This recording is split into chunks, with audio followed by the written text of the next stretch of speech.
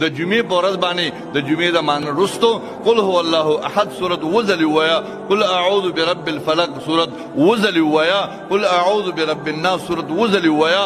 د بلې جمعې پورې به ستا په کور کې جنگ جګړه اختلافات داسې خبره به نه راځي چې ته په هغې باندې خفه شي. دا عمل ما مخکې هم ښودلی، دغه عمل هم کوې او 786 ځل 286 ځل بسم الله الرحمن الرحیم دا وایې، په هغې باندې صدموې د کور چې څومره کسان دي ټول له ورکوې. الله یې د عمل توفیق راکړي. واخر دعوانا الحمدلله رب العالمین.